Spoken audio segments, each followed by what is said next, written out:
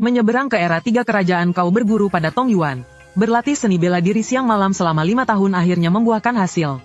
Awalnya kau ingin turun gunung mengabdi pada Liu Bei, untuk membantu Liu Bei yang menjunjung kebajikan menyatukan dunia.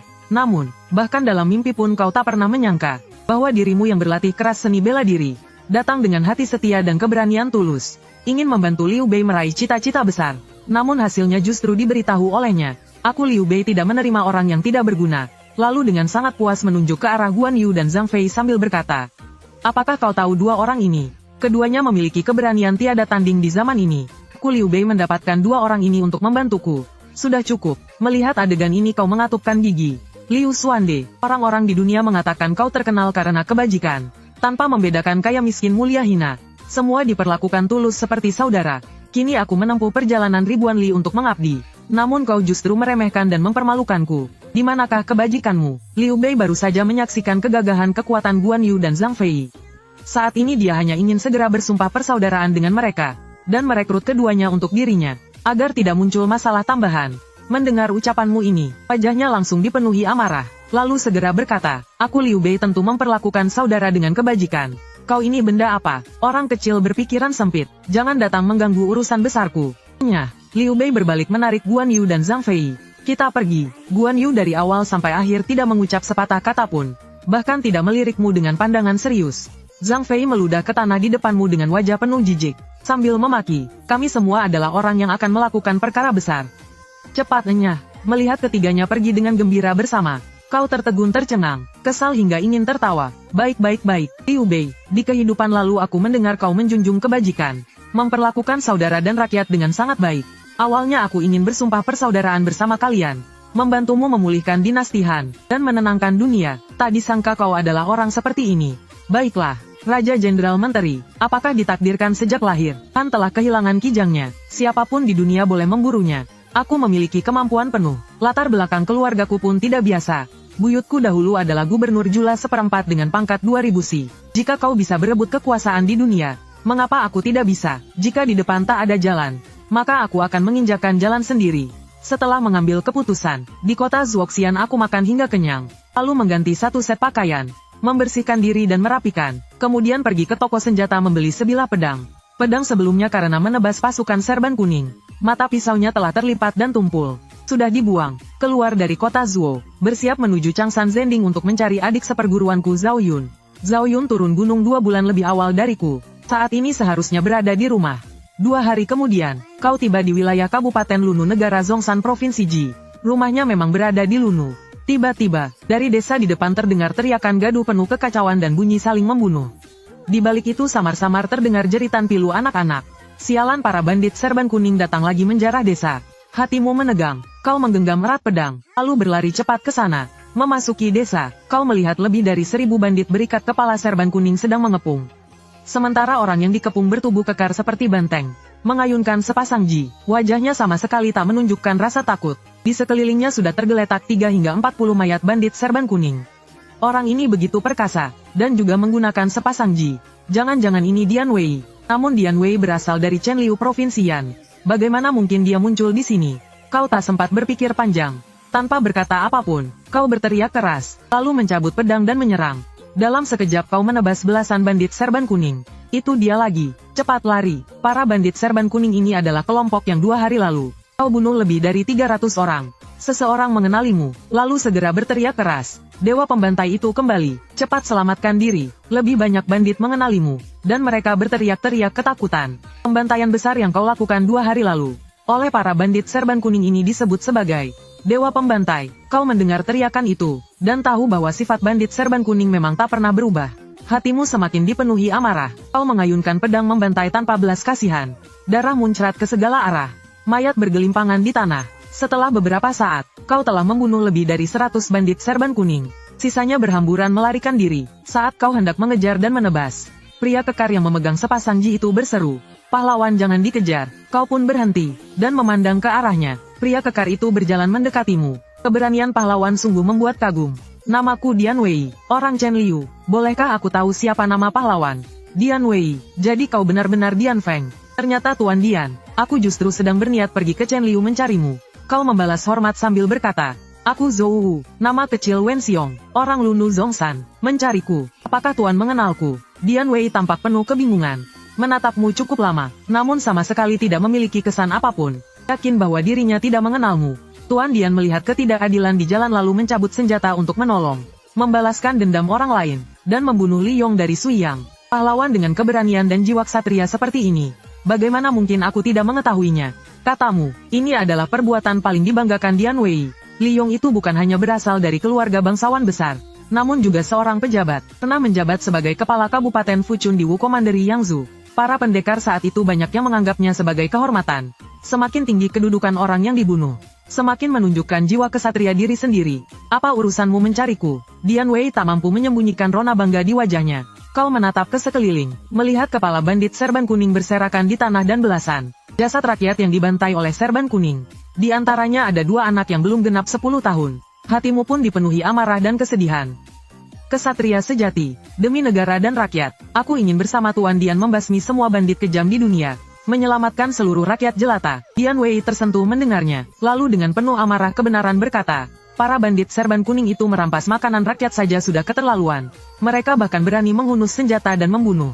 Bahkan anak-anak pun tidak dilepaskan. Memang pantas mati, kau menghentakkan pedang di tanganmu ke tanah dengan keras. Bila sepanjang 3 ci itu tertancap seluruhnya ke dalam tanah, hanya gagang pedang yang tersisa di luar. Sebenarnya kau tidak memiliki ambisi besar.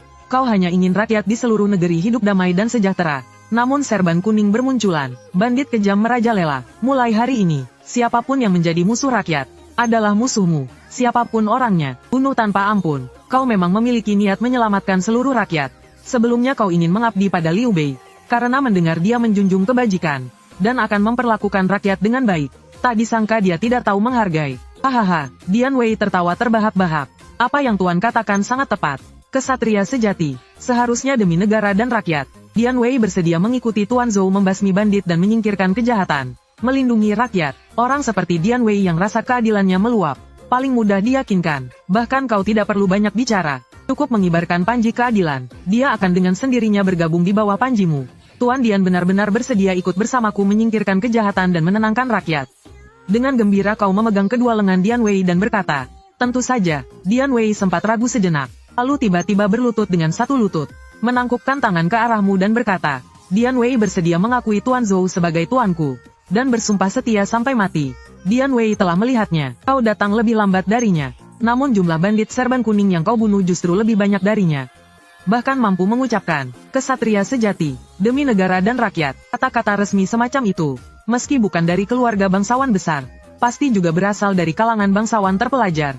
Ditambah tekad untuk membasmi seluruh bandit kejam di dunia, dan menyelamatkan seluruh rakyat sebagai ambisi besar. Dirinya mengakui pihak lain sebagai tuan, adalah sesuatu yang sepantasnya, tepat untuk mengikuti pihak lain mewujudkan cita-cita, dan membuat seluruh kemampuan dirinya berguna. Tuan Dian silakan bangkit, kau sangat gembira, dan segera membantu Dian Wei berdiri. Tuan cukup memanggilku Dian Wei. Apakah kau tidak memiliki nama kehormatan? Kau bertanya padahal sudah tahu jawabannya. Dengan sedikit rasa malu, hehe, tidak ada. Kau berpikir sejenak, lalu berkata, kau perkasa dan tiada tanding. Lebih baik mengambil nama kehormatan Ziwei. Dian Ziwei, bagaimana? Dian Ziwei, baik, tentu saja baik. Dian Wei tak pernah menyangka dirinya juga bisa memiliki nama kehormatan seperti para bangsawan terpelajar. Ziwei, dia sangat puas dengan nama kehormatan ini. Tuanku, apa yang harus kita lakukan sekarang? Dian Wei memandang mayat yang berserakan di tanah, lalu bertanya, setelah membunuh Li Yong dia melarikan diri ke tempat ini. Kebetulan bertemu perampokan desa oleh serban kuning, membantai penduduk desa. Dalam kemarahan dia pun maju menyerang. Awalnya dia mengira hanya dengan kekuatannya sendiri, tidak akan mampu memukul mundur serban kuning. Untungnya tuanku muncul tepat waktu.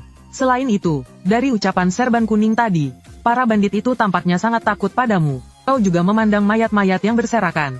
Udara dipenuhi bau darah yang pekat dan menusuk.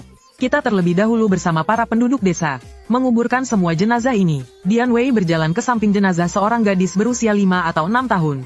Sambil mengertakkan gigi berkata, lalu kita cari para serban kuning itu, dan membunuh mereka semua. Kau menggelengkan kepala perlahan. Saat ini serban kuning ada di mana-mana. Jumlah mereka puluhan ribu bahkan hingga jutaan.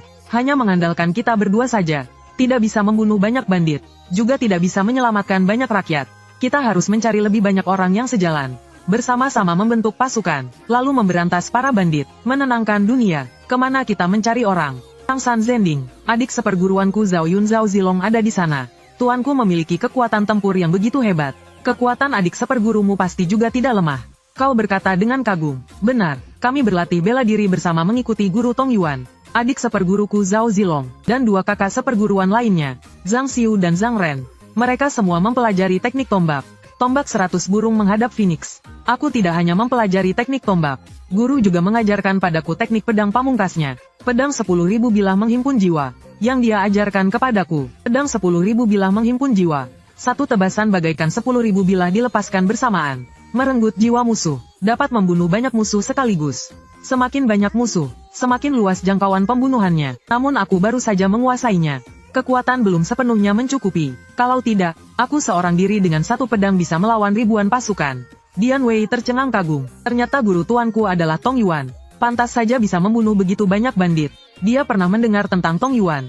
Sosok yang sangat dikagumi banyak pendekar, yang ingin mengikuti dan berguru padanya. Namun banyak orang bahkan ingin bertemu Tong Yuan sekalipun tidak bisa. Kau dan Dian Wei membawa para penduduk desa mengurus semua jenazah. Setelah beristirahat semalam, kalian bergegas menuju Changsan Zending. Jarak dari Lunu Zhongshan ke Changsan Zending tidaklah terlalu jauh. Beberapa hari kemudian, kau dan Dian Wei tiba di Zending, dan bertemu dengan Zhao Yun, kakak seperguruan. Mengapa kau datang ke sini? Bukankah kau masih di gunung bersama guru, mempelajari Wan Ren Gui Hun Dao? Bukan, melihatmu datang. Zhao Yun tampak cukup terkejut. Zhao Yun bertinggi 8 ci. Penampilan gagah dan tegap, wajah penuh aura kebenaran, tatapan matanya tajam, sekilas saja sudah terlihat sebagai sosok setia adil dan pemberani. Tahun ini berusia 18 tahun, mengikuti Tong Yuan berlatih bela diri selama 3 tahun, dan telah menyelesaikannya. Tombak 100 burung menghadap Phoenix, lalu turun gunung. Kau pun berkata, kini dunia berada dalam kekacauan besar. Istana kekaisaran rusak dan bobrok. Para bandit merajalela di mana-mana. Rakyat menanti untuk diselamatkan. Guru sering berkata, tujuan kita mempelajari bela diri, bukan untuk bertarung demi keberanian semata, melainkan harus rela berkorban dan berjuang sepenuh tenaga, menjadikan penyelamatan seluruh rakyat sebagai tanggung jawab. Oleh karena itu, aku pamit pada guru dan turun gunung. Ingin bersamamu, memberantas kekejaman dan kejahatan, menyelamatkan seluruh rakyat jelata. Zhao Yun sangat gembira. Yun sejak lama sudah memiliki niat ini. Hanya menyesal tak ada yang sejalan. Kakak seperguruan datang sungguh tepat. Lalu siapa ini? Zhao Yun mengalihkan pandangannya ke arah Dian Wei. Dia merasakan dari Dian Wei keberanian dan aura keadilan yang sama seperti dirinya. Dian Wei segera menangkupkan tangan dan berkata, namaku Dian Wei, nama kehormatanku Ziwei. Kakak seperguruanmu adalah tuanku. Tuanku, Zhao Yun bertanya dengan bingung. Kami bertemu perampokan desa oleh serban kuning di Lunu Zhongshan, lalu bersama-sama memukul mundur para bandit. Ziwei berkata ingin mengikutiku menyelamatkan rakyat dunia. Keberanian Dian Ziwei tidak kalah dari kau dan aku. Lalu kau menambahkan, jika membahas seni bela diri, Zhao Yun tentu lebih unggul dari Dian Wei. Namun jika soal kekuatan murni, Zhao Yun masih kalah dari Dian Wei. Dian Wei berkata dengan rendah hati, hehe, kekuatan tempurku jauh tertinggal dari tuanku. Kakak seperguruan berpandangan luas dan tinggi, piawai dalam sastra dan bela diri, layak menjadi tuanku. Yun bersedia mengikuti kakak seperguruan, mengakui kakak seperguruan sebagai tuanku, bersama menyelamatkan rakyat, dan meraih cita-cita besar. Zhao Yun berkata sambil berlutut dengan satu lutut, memberi hormat kepadamu, hatimu diam-diam bersuka cita. Segera kau bantu Zhao Yun berdiri. Zilong jangan lakukan penghormatan besar ini. Kita bertiga harus bersatu padu, merekrut pasukan rakyat, menumpas bandit menenangkan rakyat. Pada saat ini, tanpa sadar kau teringat pada Liu Bei. Kau punya Guan Yu dan Zhang Fei.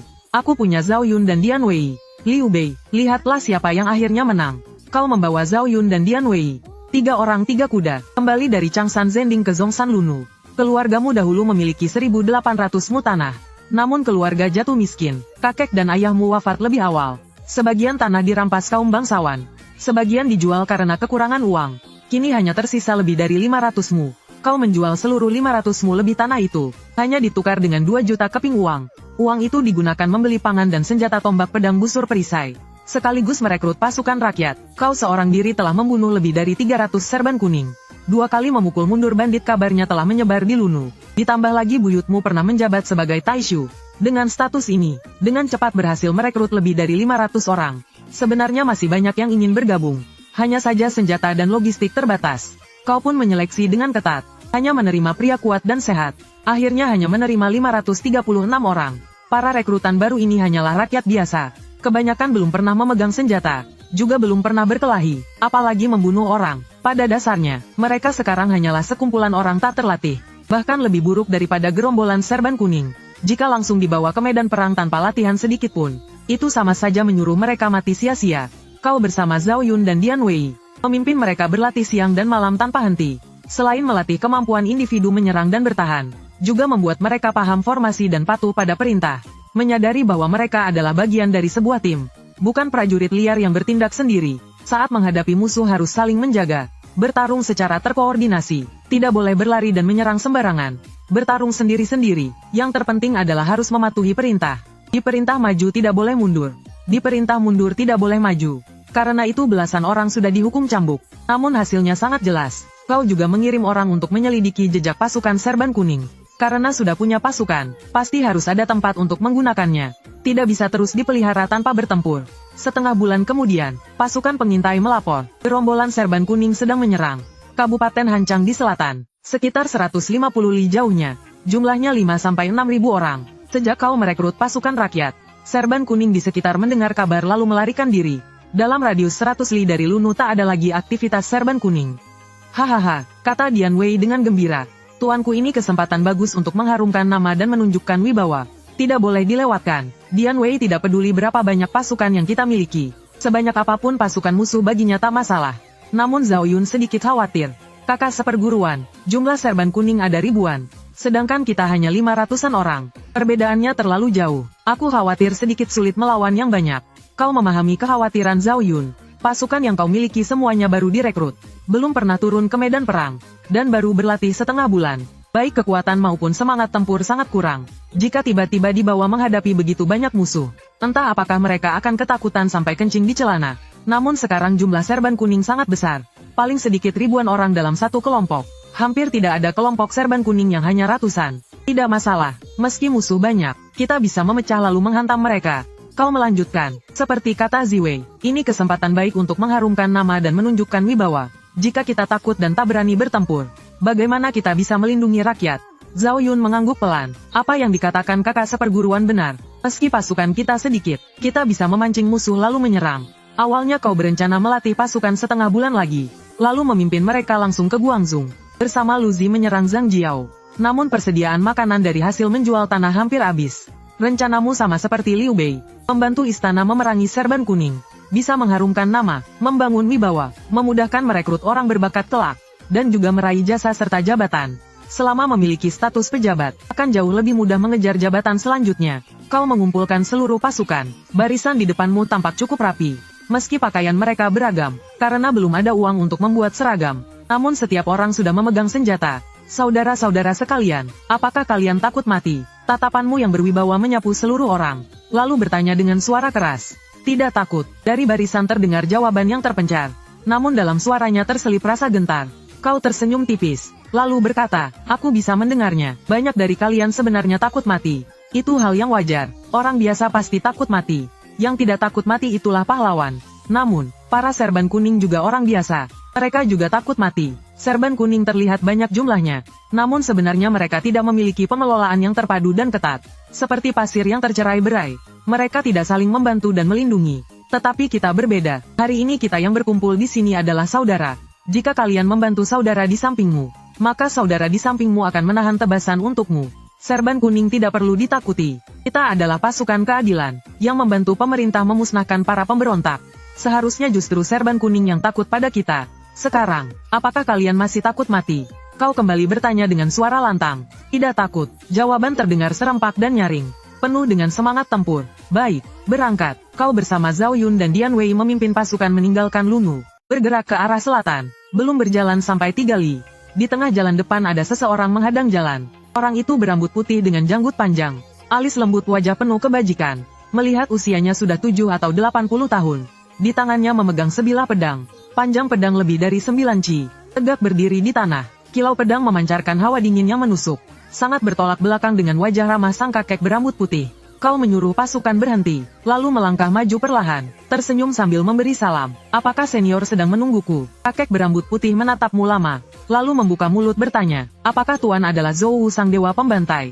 Dewa pembantai, kau tertegun sejenak. Sejak kapan aku menjadi dewa pembantai? Melihat reaksimu kakek itu, kembali berkata, setengah bulan yang lalu, kau seorang diri dengan satu pedang membunuh lebih dari 300 serban kuning. Sementara dirimu sendiri tidak terluka sedikit pun. Seluruh serban kuning di Zhongshan menyebarkan kabar. Orang ini adalah dewa pembantai yang turun ke dunia. Oleh karena itu, pasukan serban kuning tak berani mendekati Lunu, dan melarikan diri jauh ke daerah lain. Kini kau pun mengerti, ternyata para serban kuning memanggil dirimu dewa pembantai. Akulah Zhou Wu. Hari itu aku bertemu serban kuning yang menjarah desa. Akulah yang mengalahkan mereka. Hendak kemana tuan pergi? Kakek berambut putih melirik pasukan di belakangmu, lalu bertanya lagi. Katanya serban kuning sedang mengepung Hancang. Kami hendak pergi menumpas para perampok. Kalau begitu memang benar. Kakek berambut putih mengangkat pedang panjang di tangannya, menyodorkannya ke hadapanmu. Pedang naga burung pipit Yan Agung, ditempa oleh Raja Yan Zhao pada masa negara perang. Pedang pusaka diberikan kepada pahlawan. Karena orang tua ini memperoleh pedang ini, hari ini akan kupersembahkan kepada Tuan Zhou. Membantu Tuan Zhou menumpas perampok dan kezaliman. Menenteramkan dunia. Di dalam hatimu timbul rasa gembira. Kau pernah mendengar tentang Raja Yan Zhao. Dialah yang memukul Qi hingga hanya tersisa kota Ju dan Jimo. Kau menerima pedang panjang itu dengan hati-hati, lalu mengamatinya dengan saksama. Gagang pedang berukir naga. Di punggung bilah terdapat cincin naga burung pipit. Pada badan pedang terukir tulisan, senjata tajam kuno, Zanlu dari Wu dan Chu. Naga burung pipit Yan Agung. Benar-benar pedang pusaka ilahi. Kau pun tidak sungkan, kembali memberi salam hormat. Terima kasih senior atas hadiah pedang ini. Bolehkah tahu bagaimana senior dipanggil? Kakek berambut putih mengusap janggut sambil tersenyum, lalu berbalik dan melangkah pergi dengan gesit. Kemudian suaranya terdengar sayup dari kejauhan. Mampu mengalahkan musuh, juga harus mampu mengendalikan diri. Saat harus membunuh maka bunuhlah. Saat harus membakar maka bakarlah. Pedang ini tidak membunuh orang berbudi, tidak membunuh orang baik. Sungguh aneh. Siapakah orang itu sebenarnya? Dian Wei menatap punggung kakek berambut putih yang menjauh lalu bertanya. Kita mengerahkan pasukan untuk menumpas perampok. Kakek itu justru menghadang dan mempersembahkan pedang. Ini adalah pertanda keberuntungan besar. Pertempuran ini pasti menang. Wajah Zhao Yun dipenuhi rasa gembira. Kamu menikmati pedang pusaka itu, tak rela melepaskannya, tak bisa menahan ekspresi kegembiraan di wajahmu. Kau mengayunkannya 2 kali dengan santai, seolah terdengar raungan naga dan harimau. Niat membunuh terasa menekan, membuat Zhao Yun dan Dian Wei merasakan hawa dingin. Naga burung pipit Yan Agung, benar-benar pedang pusaka. Kau tertawa gembira sambil berkata, kakak seperguruan mendapat naga burung pipit Yan Agung. Ilmu Wan Ren Gui Hun Dao pasti akan bertambah kuat. Tak ada seorang pun di dunia yang mampu menandingi. Ternyata Zhao Yun juga pandai menjilat. Di dunia ini banyak pahlawan, tak berani mengatakan tak terkalahkan. Namun untuk menumpas pemberontak serban kuning sudah lebih dari cukup. Kamu justru tampak sangat rendah hati. Kamu tahu kekuatanmu tidak lemah, namun juga tahu Guan Yu dan yang lain adalah jenderal terkuat di dunia. Apakah bisa mengalahkan mereka? Harus diuji lebih dulu. Tak boleh meremehkan diri sendiri. Lebih tidak boleh meremehkan lawan. Jarak 150 li tidak terlalu jauh, namun juga tidak dekat. Beruntung pasukan yang kau pimpin tidak membawa banyak logistik. Pergerakan pasukan cukup cepat. Hanya 2 hari sudah tiba di Hancang. Malam pun tiba. Kamu memimpin pasukan berkemah 5 li dari kota Hancang. Kakak seperguruan, kita baru saja tiba setelah perjalanan.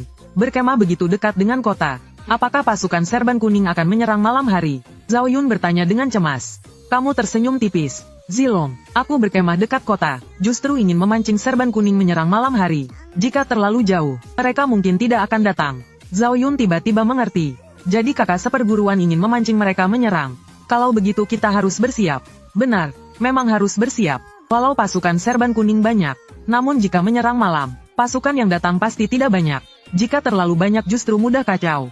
Kau melanjutkan berkata, Zilong, Ziwei, kalian berdua masing-masing pimpin 100 orang. Menyergap di kedua sisi luar perkemahan. Jika malam ini serban kuning datang, pastikan mereka datang tanpa bisa pulang. Siap. Zhao Yun dan Dian Wei menerima perintah. Setelah pasukan makan kenyang, Zhao Yun dan Dian Wei masing-masing membawa 100 orang keluar malam. Menyergap di kedua sisi luar perkemahan. Kau duduk di dalam tenda, mengelus pelan pedang naga burung pipit Yan Agung. Masih tak bisa menahan kegembiraan di hati. Ketika baru saja melintasi waktu, kau mengira hanya Liu Bei yang bisa membuat rakyat hidup sejahtera. Maka setelah belajar bela diri dengan Tong Yuan, kau hanya berpikir kelak akan membantu Liu Bei. Tak pernah terpikir bahwa kau sendiri bisa merebut hegemoni dunia. Sekarang ada Zhao Yun dan Dian Wei, 2 jenderal perkasa yang mengikutimu. Dan kau juga punya pasukan sendiri. Walaupun jumlahnya tidak banyak, namun bagaimanapun juga, kau kini sudah menjadi seorang tuan. Sekarang kau juga memperoleh pedang naga burung pipit Yan Agung. Dunia ini, aku telah memutuskan untuk merebut dunia ini. Kau tidak berbaring untuk beristirahat. Duduk di dalam tenda sambil berpikir sejenak. Lalu mengeluarkan sebuah kitab strategi dan membacanya dengan saksama. Kitab strategi itu bernama 6 Strategi, Peninggalan dari Buyutmu. Selain itu masih ada banyak gulungan kitab lain yang diwariskan. Meski keluargamu 2 generasi telah menjual banyak tanah, tidak satupun kitab gulungan yang dijual. Di zaman ini, membeli tanah jauh lebih mudah daripada membeli buku. Terutama kitab strategi semacam ini. Meski punya uang belum tentu bisa membelinya. Menjelang tengah malam, kau masih duduk di dalam tenda membaca. Pengintai yang dikirim kembali dengan tergesa melapor. Tuan, serban kuning benar-benar datang. Jumlahnya sekitar 1000 orang. Apakah pemimpin Zhao dan pemimpin Dian sudah tahu? Sudah diberitahu kepada pemimpin Zhao dan pemimpin Dian. Bukan hanya Zhao Yun dan Dian Wei yang belum punya jabatan militer. Bahkan kau sendiri sekarang juga belum memiliki jabatan militer. Karena itu, para pengikut memanggilmu Tuan, sedangkan Zhao Yun dan Dian Wei hanya disebut sebagai pemimpin. Kau meletakkan gulungan kitab, mengangkat pedang naga burung pipit Yan Agung. Bersiap tempur, sambut musuh, pemimpin, lebih baik kita tidak menyerang perkemahan mereka. Dewa pembantai itu, Zhou Wu itu, benar-benar terlalu menakutkan. Pemimpin kecil serban kuning Liu Hong berdiri di samping pemimpin Yan Hu. Membujuk dengan suara pelan, Liu Hong adalah orang yang sebelumnya kehilangan lebih dari 300 orang oleh tanganmu.